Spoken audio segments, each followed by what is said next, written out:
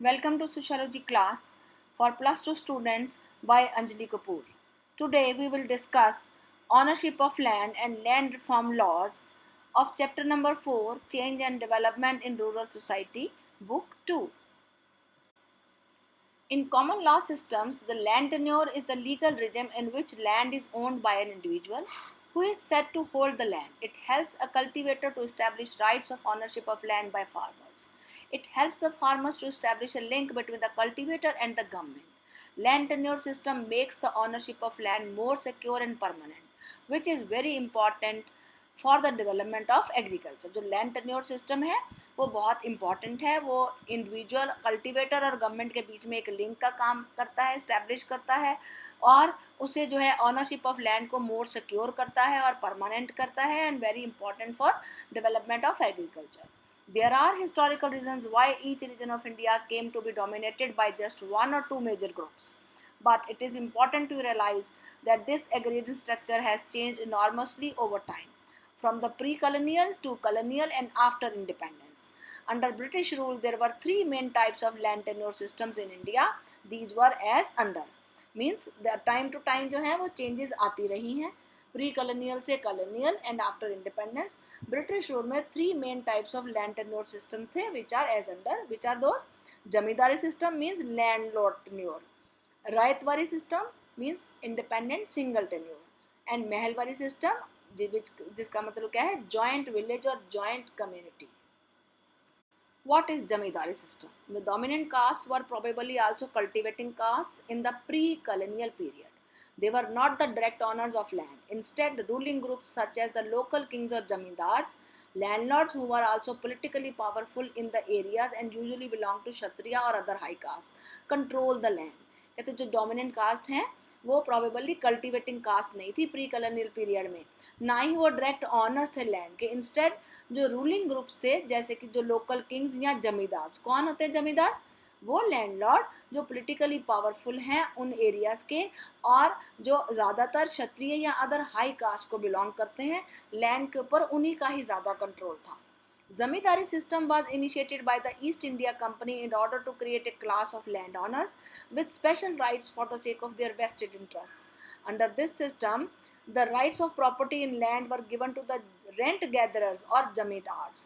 The British ruled through these local zamindars.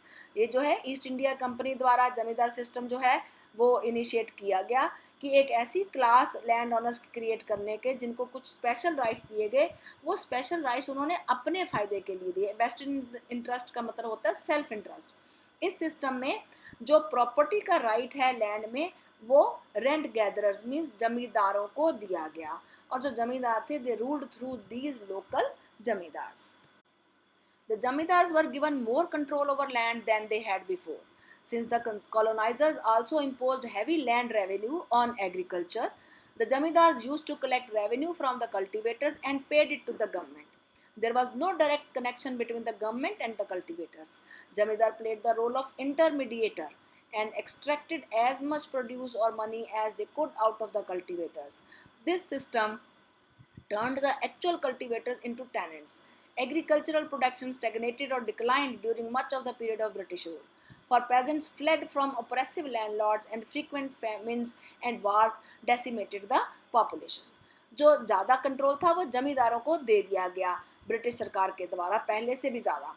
और British coloniser जो थे उन्होंने हैवी लैंड रेवेन्यू भी लगा दिया एग्रीकल्चर के ऊपर. और इन जमींदारों को क्या राइट दिया गया था कि इन्होंने कलेक्ट करना है, सभी कल्टीवेटर से रेवेन्यू कलेक्ट करना है और फिर उसके बाद गवर्नमेंट को जमा कराना है. गवर्नमेंट और कल्टीवेटर के बीच में डायरेक्ट कनेक्शन नहीं होता था. जमींदार जो है वो इंटरमीडिएटर बिचौलिए का रोल प्ले करता था और जितना उसका मन चाहे जितना ज़्यादा से ज़्यादा हो सके वो प्रोड्यूस या मनी जो है एज रेवेन्यू जो है कल्टीवेटर से कलेक्ट कर लेता था. ये जो सिस्टम था ये इसका इम्पैक्ट अच्छा नहीं रहा. एग्रीकल्चर प्रोडक्शन जो है इससे स्टेगनेंट हो गई या डिक्लाइन हो गई ड्यूरिंग ब्रिटिश पीरियड में. और जो पेजेंट्स थे फ्लेड फ्रॉम अप्रेसिव. अप्रेसिव का मतलब होता है कि जो उनके ऊपर जोर दर्द मतलब वो एक गुलाम बन करके रह गए थे, उनके हुकूमत पर चल रहे थे. तो जो अप्रेसिव लैंडलॉर्ड से उनसे वो तंग आकर के वहाँ से वो निकलने एग्रीकल्चर वर्क से निकलने शुरू हो गए. और उसके कारण क्या थे जो है स्टेगनेंट और डिक्लाइन इन एग्रीकल्चर में फ्रीक्वेंट फैमिन्स अकाल पड़ने or wars decimated the population. Rayatwari system. Many districts of colonial India were administered through the Jamidari system. In other areas that were under direct British rule had what was called the Rayatwari system of land settlement. Rayat means cultivator in Telugu. बहुत सारे districts जहाँ पर colonial India administration कर रही थी through जमींदारी system. लेकिन कुछ areas में जहाँ पर ब्रिटिश डायरेक्टली रूल कर रही थी वहाँ पर रैयतवारी सिस्टम चलता था लैंड सेटलमेंट का. This system was started by Lord Bentinck. In this system, the actual cultivators, who were themselves often landlords and not cultivators, rather than jamidars, were responsible for paying the tax. इस system में ज़्यादातर जो cultivators थे वो खुद landlords थे, ना कि कल्टीवेटर्स, और इसलिए जमींदार की ड्यूटी नहीं थी, रिस्पॉन्सिबिलिटी नहीं थी, टैक्स पे करना उनकी अपनी थी. Because the colonial government dealt directly with the farmers और landlords rather than through overlords. The burden of taxation was less and cultivators had more incentive to invest in agriculture. As a result, these areas became relatively more productive and prosperous.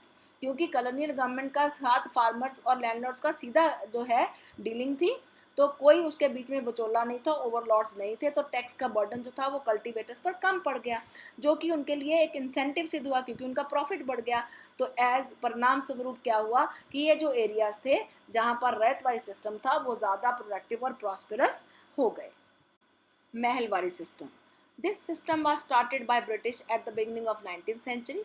This system was first implemented in Agra and Awadh and later in Punjab. According to this system, the whole community of village is considered the owner of land, and the government fixed its land revenue. 19वीं शताब्दी में शुरू हुआ और ये जो है इसमें इस सिस्टम में क्या होता है कि पूरे का पूरा गांव या कम्युनिटी जो है वो उस लैंड की ऑनर होती है और गवर्नमेंट उसके ऊपर लैंड रेवेन्यू फिक्स कर देती है.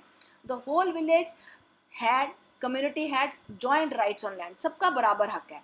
The land under village control was known as shamlat land. जितनी भी लैंड उस विलेज के कंट्रोल में आती है उसे हम शाम लाट लैंड कहते हैं. It is very important. One individual of the community, एक जो है उसमें से जिसको कि क्या बोलते हैं lambardar, used to collect the fixed land revenue from all the members of villages and deposit to the government. वो सबसे रेवेन्यू कलेक्ट करता था और गवर्नमेंट को जमा कराता था. He was getting 5% commission of the total. The farmers had no direct contact with government and the fixed land revenue was also very high. इस सिस्टम में भी गवर्नमेंट के साथ डायरेक्ट कंटेक्ट नहीं था. जमींदारी में जमींदार बिचौला था और यहाँ पर जो है लंबरदार वो सबसे कलेक्ट करता था और रेवेन्यू भी जो था वो भी हाई था. Land reforms in independent India. First of all, what do you mean by land reforms? किसी भी तरह का जो रिफॉर्म है for the improvement of agriculture and distribution of land के लिए कोई भी जो पॉलिसी बनाई जाए, कोई भी जो स्टेप लिया जाए, उसे हम क्या कहते हैं? Land reforms. After India became independent, Nehru and his policy advisors embarked on a program of planned development that focused on agrarian reform as well as industrialization. What were the problems of agriculture sector? Low productivity, dependence on imported food grains, intense poverty of large section of the rural population. So the policy makers felt that the major reform in the agrarian structure and especially in the land holding system and the distribution of land was necessary if agriculture were to progress. कि अगर हम चाहते हैं कि हमारा agriculture जो sector है वो प्रोग्रेस करे तो लैंड होल्डिंग और डिस्ट्रीब्यूशन ऑफ लैंड को के सिस्टम को इम्प्रूव करना बहुत ज़रूरी था. From 1950s to 1970, a series of land reform laws were passed at the national level as well as state that were intended to bring about these changes. So what were these laws? The first one was abolition of Jamidari system. The first important legislation was the abolition of the Jamidari system, which removed the layer of intermediaries who stood between the cultivators and the state. Of all the land reform laws that were passed, this was probably the most effective. For in most areas, it succeeded in taking away the superior rights of jamidars over the land and weakening their economic and political power. Only that land remained with the jamidar on which they themselves used for agriculture, but it did not totally abolish the contract system or cooperative farming. सबसे important जो था abolition of जमींदारी, जिससे कि क्या हुआ means जो ये inter बिचौलों की जो लेयर थी ना उनको बीच में से निकाल दिया गया जो कि कल्टीवेटर और स्टेट के बीच में थे. इस जो जितने भी लैंड रिफॉर्म लॉज बनाए गए पास किए गए उनमें से ये सबसे ज़्यादा इफेक्टिव रहा, मोस्ट एरियाज में सक्सीड रहा. और क्यों? क्योंकि इसमें जो सुपीरियर राइट्स ऑफ जमींदार थे ओवर द लैंड उनको उनसे ले लिया गया, जिससे कि उनकी इकोनॉमिक और पॉलिटिकल पावर जो है वो कमज़ोर पड़ गई. और वो केवल उसी they only that land remained with the जमींदार, केवल वही जमीन उनके पास रही जिसके ऊपर वो एग्रीकल्चर करते थे। लेकिन ये भी जो चीज़ थी इससे, लेकिन हम टोटली कंट्रैक्ट सिस्टम और कोऑपरेटिव फार्मिंग को नहीं खत्म कर पाए। Tenancy abolition and regulation acts. Another major land reform laws that were introduced were the Tenancy Abolition and Regulation Acts. They attempted either to outlaw tenancy altogether or to regulate rents to give some security to the tenants. In most of the states, these laws were never implemented very effectively. In West Bengal and Kerala, there was a radical restructuring of agrarian structure that gave land rights to the tenants. जो major land reform में से ये जो है tenancy abolition और regulation act जो है वो इंट्रोड्यूस किया गया, राइट। इसमें क्या था, क्या अटेम्प्ट की गई, क्या कोशिश की गई कि या तो टेनेंसी को टोटली ख़त्म कर दो या रेंट को रेगुलेट कर दो, ताकि जो किराएदार हैं, जो टेनेंट्स हैं, जो रेंट पे लेकर के लैंड को कल्टीवेशन के पर्पज़ के लिए यूज़ करते हैं, उनको कुछ सिक्योरिटी मिले। मोस्ट ऑफ द स्टेट्स में ये इम्प्लीमेंट लागू ही नहीं हुआ इफेक्टिवली, लेकिन वेस्ट बंगाल और केरला में इसको रीस्ट्रक्चर किया गया ताकि जो कुछ राइट्स हैं, जो टेनेंट्स को लैंड राइट्स जो हैं वो दिए जा सके। The third one is land ceiling act. The third major category of land reform laws were the land ceiling acts. These laws imposed an upper limit on the amount of land that can be owned by a particular family. The ceiling varies from region to region depending on the kind of land, its productivity, and other such factors. Very productive land has a low ceiling, while unproductive dry land has a higher ceiling limit. According to these acts, the state is supposed to identify and take possession of surplus land above the ceiling limit held by each household and redistribute it to landless family and households in other specified categories such as SCs and ST.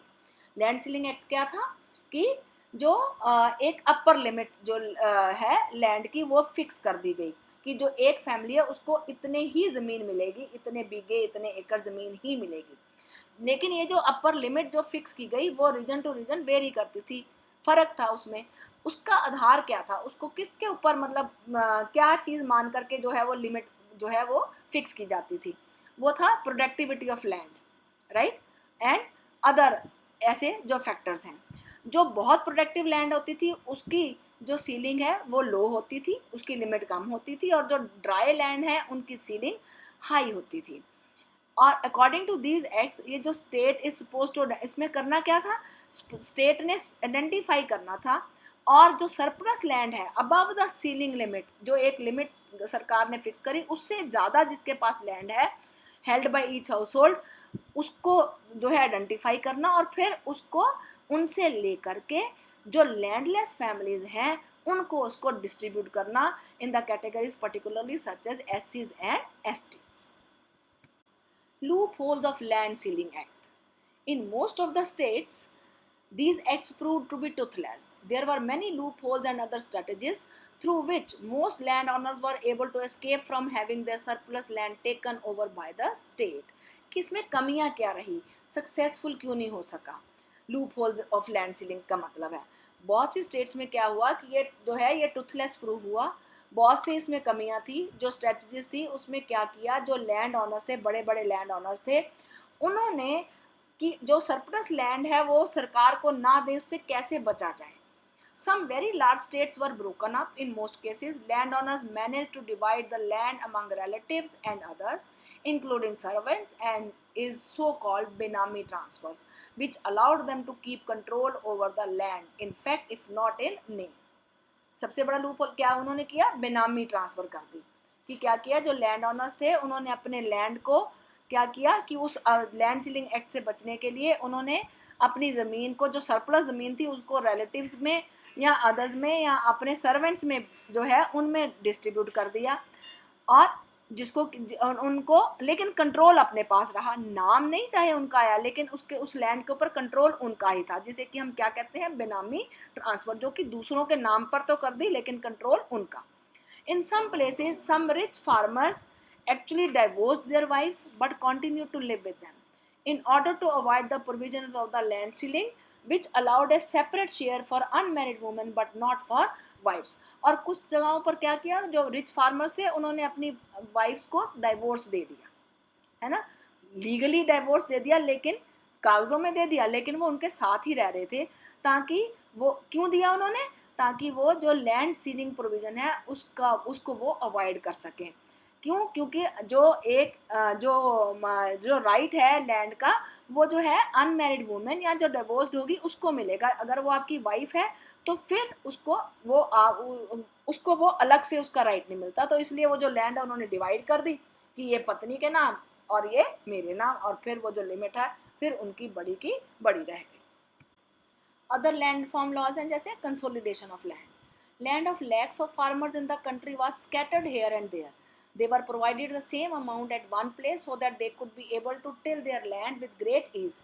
बहुत सारे जो farmers थे उनका जो land है ना, जगह scattered मैंने बिखरा होना, कि कहीं पर 10 बीघे है, कहीं पर 1 एकड़ है, कहीं पर 5 एकड़ है, 2 एकड़ है, इस अलग अलग जगह पर है। तो गवर्नमेंट ने क्या किया कि वो जितना अमाउंट उनके लैंड का है उनको एक ही जगह पर इकट्ठे दे दिया, ताकि वो जो है अपनी एग्रीकल्चर जो है वो इजीली कर सके, प्रोडक्शन जो है वो इजीली कर सके। Records of land ownership, government started to keep computerized records of land ownership. जो है पूरा जो रिकॉर्ड है वो कंप्यूटराइज सिस्टम में कंप्यूटराइज्ड रिकॉर्ड जो है मेंटेन करने शुरू कर दिए। The agrarian structure varies greatly across India, and the progress of land reforms has also been uneven across the state. On the whole, however, it can be said that the agrarian structure, although it has changed substantially from colonial times to the present, remains highly unequal. This structure puts constraints on agricultural productivity. Land reforms are necessary not only to boost agricultural growth but also to eradicate poverty in rural areas and bring about social justice. Right? कि जो agricultural structure है across India very करता है। Progress of land reform जो है वो uneven across the states रहे। On the whole हम ये कह सकते हैं कि एग्रेरियन स्ट्रक्चर, हालांकि इसमें बहुत बदलाव आए कॉलोनियल टाइम से लेके आज प्रेजेंट तक, but still remains highly unequal. ये जो स्ट्रक्चर है बहुत सारे कंस्ट्रेंट्स जो है वो पुट करता है एग्रीकल्चर प्रोडक्टिविटी में। तो इसलिए जो लैंड रिफॉर्म्स हैं वो बहुत ज़्यादा ज़रूरी हैं अगर हम एग्रीकल्चरल ग्रोथ को बूस्ट करना चाहते हैं, पावर्टी को रिमूव करना चाहते हैं, लोगों को सोशल जस्टिस दिलाना चाहते हैं। Thank you students and my dear friends, I hope the concepts are clear. Please share and subscribe my video.